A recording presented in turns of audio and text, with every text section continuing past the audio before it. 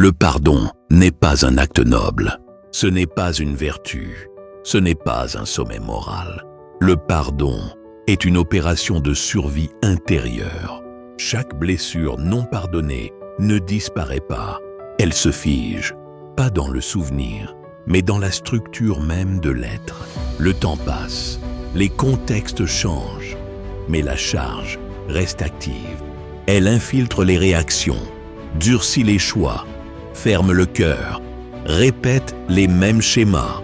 Ce qui n'est pas pardonné ne meurt pas, ça se transforme.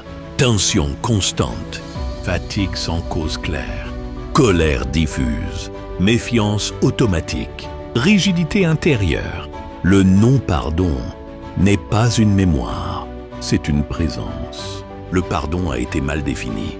On l'a confondu avec l'excuse, l'oubli, la justification, comme s'il s'agissait de rendre le passé acceptable. C'est faux. Pardonner ne concerne jamais ce qui a été fait. Pardonner concerne ce qui continue d'agir. Une blessure profonde ne fait pas que faire mal. Elle disperse. Une partie de l'énergie reste bloquée sur l'impact. Une partie de l'attention reste attachée au choc. L'être avance, mais jamais entièrement. Ce n'est pas un manque de volonté.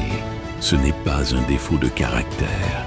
C'est une dette émotionnelle maintenue ouverte. La haine n'est pas une rupture.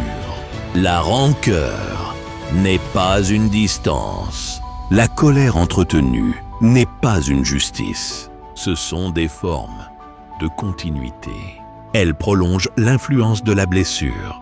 Elle la laisse décider. Le pardon commence là où cette continuité s'arrête. Pardonner n'est pas donner. Pardonner et reprendre.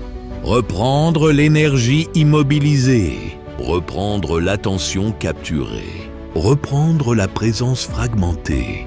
Le pardon ne nie rien. Il n'efface rien. Il ne réécrit rien. Mais quelque chose cesse de gouverner. Tant qu'une blessure dicte les réactions, elle dicte la trajectoire. Le pardon est une réorganisation intérieure, un réalignement.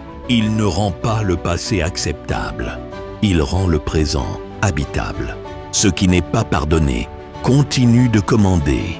Ce qui est pardonné perd son pouvoir. Le pardon n'est pas une faiblesse. Ce n'est pas une concession, c'est une souveraineté retrouvée. Et toute souveraineté commence par une décision silencieuse. Ne plus laisser une blessure diriger une vie. Si tu ressens le besoin de te dépasser et reprendre le contrôle total sur ta vie. Ici, on construit la force fondamentale. Discipline, silence, maîtrise de soi, constance, courage, lucidité. Alors, abonne-toi pour ne rater aucune de nos prochaines vidéos.